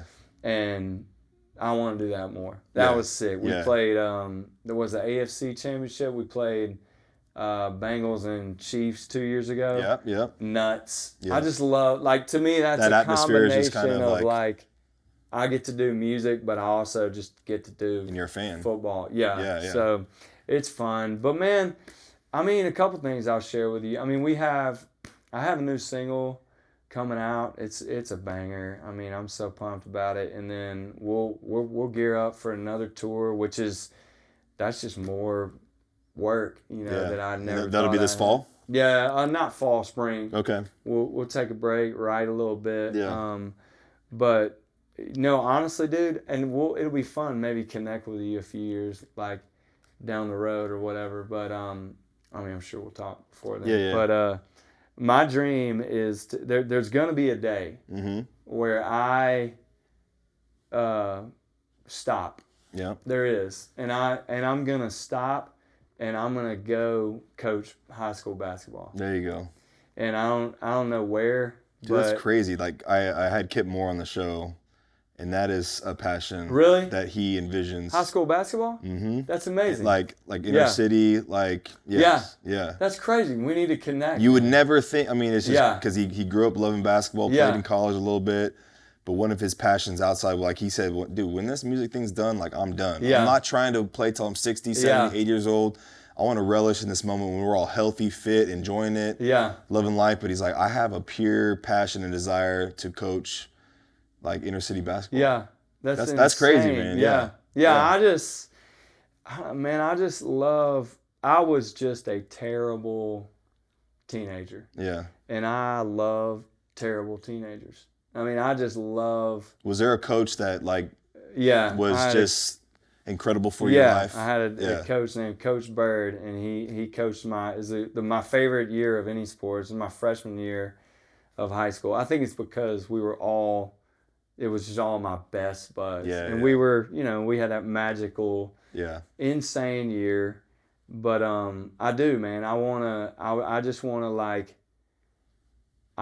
to get to a point where, I'm like, just walk, you Yeah, know, and yeah. I just want to be a normal. It's funny because I guess I spent my whole life trying to be exceptional, Yeah. and I think it would be fun to just go out normal Yeah. and just Yeah. share the gospel soul to soul, like Yeah. not on Instagram, not Yeah. on a stage, yeah. just at a barbershop, you Yeah. know, and just really dive into local relationships. Yeah. And serve, again, yeah, just, I don't know. And again, I just love, I think teenagers are really, they're sadly easy to overlook because you don't get a lot of return Yeah. from the rebels. Yeah. But that's they the most, need like, it, you know. Critical time of their Yeah. lives. Yeah. They need it. Yeah. You know, they need somebody to come and go, no, man, I respect you. Yeah. I respect you. Yeah. It's all right if you want to kind of be a punk. I Yeah. respect you. Yeah. Yeah. I'm here. Yeah. I'll ball with you. Let's work it out. Yeah. You know, and so I don't know. That's kind of I got my eye on that. But I always say that, and then it never slows down. Yeah. Like and I always get excited Yeah. about the next tour and the. Sure. I don't know. I still love. You've worked your entire life to get this. Yeah. point. It's like you need to live in the moment. Yeah. Enjoy it while it's hot. Yeah. And I still have people goals love it. too. Yeah. Like Sure. I I mean, dude, it excites you for life after music. It does. Yeah. Yes. That's what I think about all the time about life after football. Well, what are you gonna do? Dude, I love doing this podcast, man. Like I this is it. Genuine have a passion for like sharing testimony, right? Vulnerability, like just having real, honest, raw conversations. You know, again, a lot like Joe Rogan talks about all the time. I just love having conversations. We don't do it as often as we should. Yeah. You know, so to sit down here with you for an hour and a half, 2 hours, like, man, just bro out and you know, that's what it gets me fired up. You know, but like coaching's in my blood. Yeah. I feel like at some point I love to coach. How old are your kids? 2 and 5 months. Okay. So we're you got a we're ways young. till you can coach. Yeah. But I would love to coach youth or high school. Yeah. Yeah, man, travel the world with my wife and serve at some capacity in that. Like, yeah. That's another thing. Craig and I go to Rwanda every year. You really? Yeah, that's dude, incredible, it's man. Insane, and you need to go. Yeah. It's so much fun. We go with a group called Hope International. Yeah. And they're unbelievable. So that's one of our IJM and Hope International. Those are kind of two partners with like the PAOs, Professional Athletes Outreach. Heck yeah. And we do that every year with NFL. We did NHL a month ago. Yeah. And there's some cool things that we love to get involved with. Yeah. Because the baseball guys, they go to the Dominican a lot. Yeah. You know, and we would love to go to Africa, and we would love to go we've been to Haiti. We've been to Haiti. My wife's been a few times. I've been there once. But yeah, I'd love to serve and just spread the gospel to the ends of the earth, man. Like just be a small little vessel in the whole mission, you know? Yeah. But I'd love to do that. And real estate, I have my license too. You do? I got mine here and in Indiana. Nice. Mine expired. It's all right, but I you can should get it back. Just takes a little, dude, it's education. That's a fun game. Yeah, I love it. If you get locked in with my best bud Davey Hackett, he crushes. And it's a great place to be for that. I'm always like, man, I should mess around with that. But I don't know, man. With the kids, wife, and a job, I'm like, I can't even play golf. Yeah. Well, speaking on golf with your when your son's picking it up, dude, there's some opportunity for some cool trick shots. Yes. That he has opened that door. Yeah. Like we're chipping everywhere. Or like you just go to the Pee Wee Golf, do Pee Wee Golf trick shots. Right. I mean, dude, golf is like, I know it's tedious. You think it's a little boring. No. It's frustrating. Yeah. But man, it's awesome, bro. Dude, and you can play till you're 80. Yeah. No, I love like the activity of golf. Maybe not like a full 18 every day. I'm good for 9. 9 to like 13 is kind of my thing. When I get after 13, I get stiff and sore and like bored. Yeah. Tired. Now a trick shot though, homie, I'll do that all day. I mean, I'll do that till my hands are probably blistered from the last golf one. But again, dude, if my son's like, hey, let's go swim 3 hours together, you're all about it. Yeah. I'm there. You into pickleball yet? I have played and I do like it. I like how fast pace it is. We're at the gym. We got 2 private courts down in like Wedgwood, Houston area. Yeah. Dude, we're like serious. We're training for it. Yeah. We're trying to get. It's tough because you're competing against like the elite are like tennis players. Right. You know, so it's like, you know, you're already stacked. But it's like, hey, I'm athletic. I can move on the court. I can make some shots. But that's kind of a pipe dream. Maybe you've been like a semi-pro like pickleball player. I love that. Yeah. Yeah, I love that. Yeah. Man, I don't know. I like I said, sports. I can't imagine. I mean, it's a rush, you know, to be a performer and hear a lot of, you know, hear a lot of people sing your song. I mean, it is a rush. But I watch that Manziel thing or like I watch Bama football and I'm like, dude, what would that feel? And you felt it, like. I don't know, man. Running out of a tunnel and just of a big game or, I don't know, man, even snagging a touchdown pass or just that to me is like, wow. Like, that's great. Especially if the cameras are on. Yeah. You're like, bam. That's funny you mention that because I remember I'm good buddies with Chase Rice. We had a Sunday night game. It was Colts versus the Patriots. Yeah. Big rival game. New England's in town. Chase's manager at the time. From New England, like huge Pats fan. And so I'm on the bus. They drive in, kind of do a little detour to catch the game. And before the game, I stopped by the bus, and they had I think this is like maybe his first. He did like his first like arena, or show with Kenny Chesney or something like that. And I'm in my mind, I'm like, I'm like, bro, you just did what Yeah. for Kenny Chesney Yeah. at that stadium, at that arena, bro? That must be the best. He's like, Yeah. dude, shut up. You get to play on Sunday Night I Football know. tonight, dude. Yeah. I wanted to be in the NFL. Yeah. And in that moment, it kind of like just put me in my place, like, here I am envying your life. Yeah. When, dude, I'm living a dream Yeah. that somebody else has too. Yeah. So that, like, put me into my spot. Yeah. Like, you're right, dude. I'm lucky I You're- get to go you're do like, that I get tonight, to do man. it. Yeah. Yeah. You No, know? dude, So I for you to think- share that is like, Dude, homie, I Yeah. think every. Yeah. I mean, at some point in every kid's life, I feel like you want to go pro. Sure, In some yeah, sport. yeah. And that is, yeah, like I can't imagine. Dude, can you imagine, like, say game 2 of the World Series and you run on the mound? You know, like, yeah. what in the world? Like, Yeah. what else Yeah. does the world have to offer? But in You those know? moments, dude, they're not like what you think. I know. Either. Yeah. It's like being on stage. Exactly. You black out. You don't hear the crowd a blur. noise. Yeah. You don't even remember anything. Totally. You know, you remember after the fact, or the Exactly. nerves leading up to it. Exactly. It's But, funny you but say in that. but in the moment, you don't ever like, oh my gosh, the crowd is loud. Yeah. Oh my gosh. You ever like, watch that movie For the Love of the Game? Yeah. That's yeah. like my favorite movie Yeah. of all time, and that's what I'm reminded of as we're talking about this. Is like you're exactly right.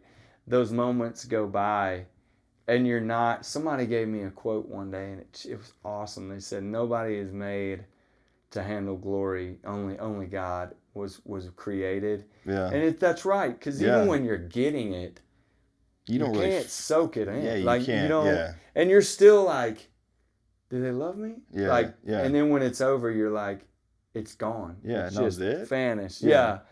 Yeah, but Yeah, I talked to a couple of buddies who've like been to the Super Bowl, who Right. got a ring and danced under the confetti, Right. held the Lombardi, and like it's like you know, the hype of it is so much grander than what the true experience. Right. Not to say that the experience isn't great, because it is. right. But in the moment, it's like you win it, and you're like, oh, this is it. Yeah. Oh dang, that's just Right. that's just God humbling us right in our It tracks. is. Like, hey, dude, like this ain't nothing. I dude. know. Yeah, That's how- Wait till you come up here with me, man. I know. You know, yeah. I know it does. Yeah. It made that. It's funny getting everything. Yeah, Definitely makes you yearn for heaven. yeah. Because you're like, I mean, that's how we felt with Fancy Like, man. Yeah. It was like, so we did it. Yeah, come We off gotta this do high. it again. Yeah, it yeah, was like, all right. yeah. But yeah, man, what a life. But Well, dude, keep going, man. Keep Hey, sharing your man. testimony and, Yeah. and just your faith along the way. And like, I know you've said prayers on stage, and you've been vulnerable and open about that, because it's bold, man. It's a Yeah. bold stance.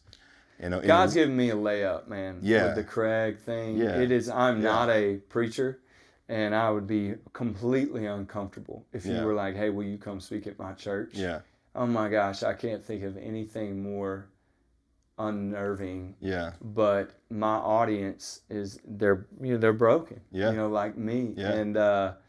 And it's funny how it is just so easy to go, "Hey, I got this story to tell, and Yeah. I mean, God did it. You tell me." Yeah. You know, and so I am really grateful. That is the cornerstone of my show each and every night, and every time I get there, I'm definitely reminded, you know, what it's all about. So that's awesome, man. I'm really, really lucky. Yeah. You should have Craig on one day. That'd be awesome, man. Let's Yeah. connect. He's a stud. Yeah, man. Well, I appreciate your time, bro. Really do. Dude, It thank means you. a lot. This It's was awesome. fun. Maybe you can go show me your long snapping ability in the hallway. Dude, over you there. gotta tell. I was a one-hander back in the day. No, you got to do two. You can't. See, that's the the rules thing. is You're- you got to you're do. You gonna got to argue. do two hands. That makes me less accurate. But we can try. yeah, you'll have to give me some tips. I will, man. Well, I appreciate you, bro. Love you, man. Thank you. Love you back. Thank you so much. Come on. Let's go. Yeah, and good luck on the rest of the year, and man, and Yeah. man, just keep come leading, out to bro. a show, man. Absolutely. Well, thank you so much, bro. Let's go try some trick shots. Let's go. All right, man.